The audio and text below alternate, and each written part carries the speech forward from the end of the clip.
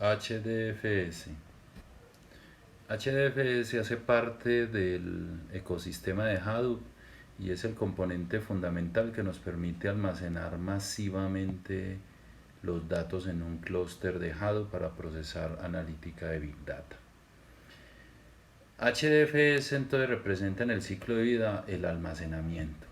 O sea, vamos a crear grandes repositorios, uno de ellos va a ser HDFS, sin embargo existen otros después que llega la ingesta de datos y luego pasará al tema del procesamiento.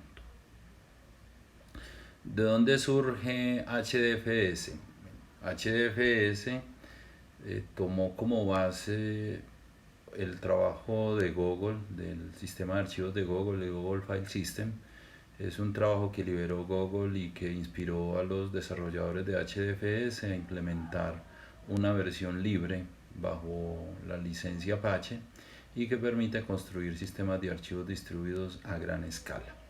Luego ya se crea este paper que ya toma, digamos, todas las ideas del Google File System y nos permite implementar una propuesta concreta de altos volúmenes de datos. HDFS, ¿qué traduce? El Hadoop Distributed File System. Es un sistema de archivos distribuidos de Hadoop. Dentro de sus características tenemos, es escalable, quiere decir que puede iniciar desde algunos gigabytes hasta petas o exabytes, o sea, es bastante escalable.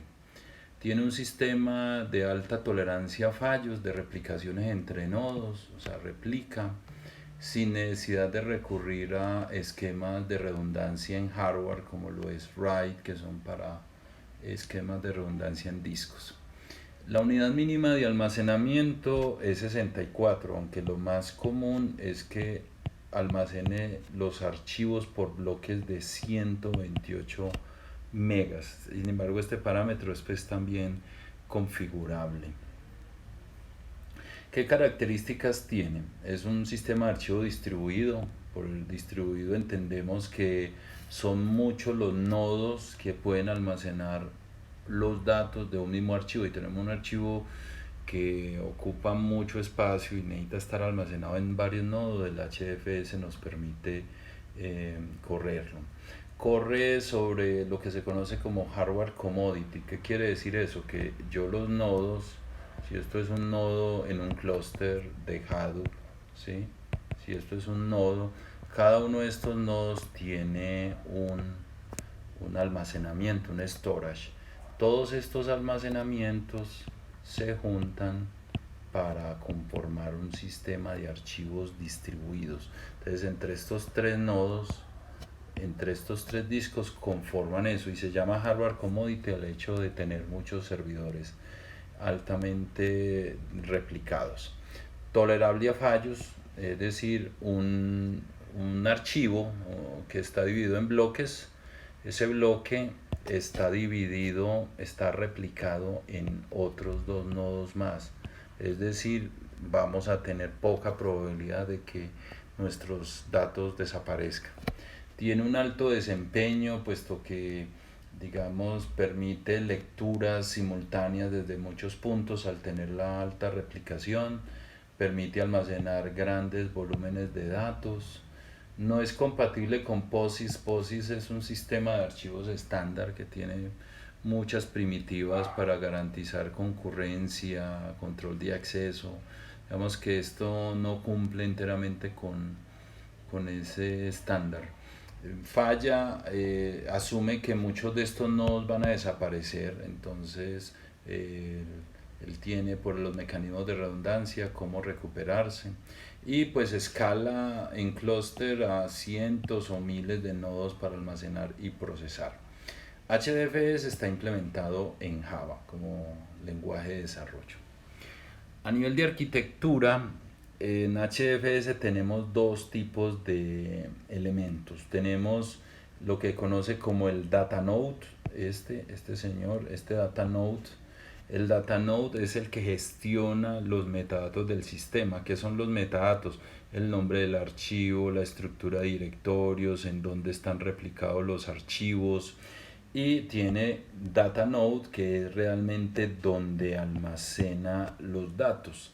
Y como notarán, cada uno de los datos en un data node está replicado al menos 2 veces más. Si vemos, B1 también está en el data node 3 y en el data node 4, pero B2 también está en el data node 2 y en el data node 1. Entonces eso hace que tenga esa característica de alta redundancia y tolerancia a fallos. Dentro de esta arquitectura donde tenemos el data node y el name node, pues tenemos los clientes, quienes son los que finalmente graban o leen datos del clúster. Para leer o para escribir, siempre los clientes interactúan primero con el data node, quien le indica se contacta primero con el name node, quien indica dónde físicamente, en qué data nodes están los datos que usted quiere leer. Y ya para el esquema de escritura, se hace en una figura que se llama pipeline. Si bien retorna al cliente los 3 nodos donde se debe escribir, el cliente solo escribe en uno de los nodos, como observamos acá. El cliente contacta inicialmente al name node para indicarle que va a hacer una escritura. Él le devuelve los nodos a los cuales puede escribir, él sabe cuáles son y escribe en una figura que llama pipeline. Escribe en este primero y este data node se encarga de replicar en este y este en este, y a su vez cada uno de ellos reporta la acción al name node. Esta es la característica como de escritura. Para la lectura, pues el name node retorna la lista de nodos donde se encuentran los bloques, y el cliente es libre de escoger. ¿Bajo qué métrica se escoge? El de más cercano. O sea, el más cercano a él lo va a tomar como referencia. Entonces tenemos los name nodes que almacenan la estructura de directorios, tenemos los data nodes que son quienes lo almacenan per se los datos. Normalmente por un clúster existe uno o dos name nodes, uno que se conoce como primario y el otro como secundario. Con dos es suficiente, y estas son algunas de las funciones que tiene el name node. Gestiona el nombre y directorios de archivos, hace el acceso de archivos por parte de los clientes, garantiza estas operaciones de lectura, escritura y todo lo que tiene que ver apertura, cierre, renombrar y directorios directamente contra el name node. Recuerden que ya las operaciones de read y de write directamente se hacen con los data nodes, y mapea pues a qué nodos de datos, digamos, tiene para almacenar los datos, y almacena los datos, los metadatos del HDFS. Normalmente estos mantienen en memoria RAM para mayor velocidad, sin embargo está constantemente escribiendo los datos a discos. Se tienen muchos data nodes, son los que almacenan per se los bloques de 64 megas. Recuerden que esto muy típicamente puede subir hasta 128. Divide los archivos por bloques, ¿cierto? Es como la unidad de almacenamiento, y hace replicación entre nodos. ¿Cómo hace la replicación? En el momento de la escritura, el cliente escribe y contacta el primer data node, y ese data node a su vez a otro, y ese otro a otro. Es lo que llama la escritura en pipeline, como vemos acá. Por default son tres nodos donde están los mismos archivos, tamaño de 64. Y una característica muy importante de los sistemas HDFS es que son warm. Quiere decir escribir una sola vez, write once, read many. O sea, son sistemas que están diseñados para escribir una vez y leer muchas, son propios de los datos de analítica. Hay un sistema de gestión entre NameNode y DataNodes. Ellos están a toda hora ejecutando un protocolo para detectar que un DataNode no salga. Es lo que llama un protocolo Heartbeat. Es lo que nos permite, digamos, monitorear desde el parte del NameNode todos los DataNodes.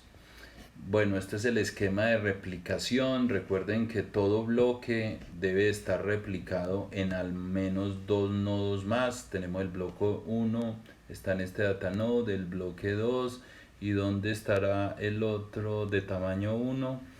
O tenemos el datanode, el bloque 2, bloque 2, bloque 2 están en estos tres, y así cada uno de los bloques se van replicando en distinto. En este caso, muy seguramente el bloque 1 pues podría estar también en otro nodo del clúster.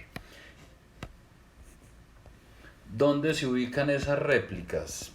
Bueno, hay un esquema que en Hadoop y en HF se conoce como conciencia del rack, es decir, él utiliza el siguiente mecanismo para localizar las réplicas. Un nodo almacena un bloque, está en un data node, ¿cierto? El bloque 1. Otro bloque lo almacena en otro nodo del mismo rack, o sea, está el mismo bloque. Y el tercer bloque lo almacena en otro rack, o sea, distinto.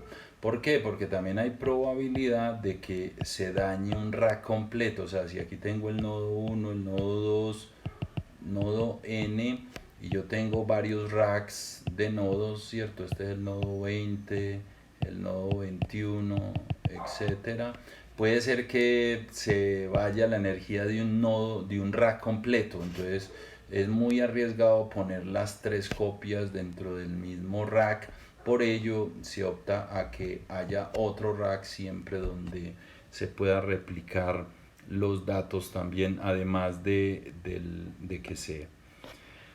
¿Cómo se ingestan los datos? O sea, recuerden que tenemos las fuentes de datos y acá tenemos el almacenamiento en HDFS. ¿Cómo llegan los datos de aquí a acá? Este es lo que se llama el proceso de ingesta o de collect, también se le conoce. ¿Cómo podemos llevar datos al HDFS por Shell o por CLI? Una forma interactiva, lo vamos a ver en el laboratorio.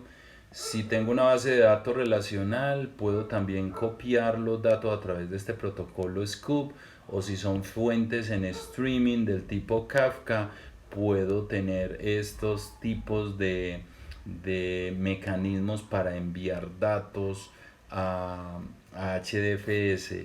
Digamos que esto representa pues todo un clúster, todo este sistema de archivo es todo un clúster, y hay muchas maneras de llevar datos a ser almacenados para posteriormente ser analizados a través de unos procesos de analítica que veremos luego. Entonces son muchas las maneras. Nosotros principalmente vamos a ver a través de Shell y a través de base de datos el mecanismo de ingesta de datos a HDFS.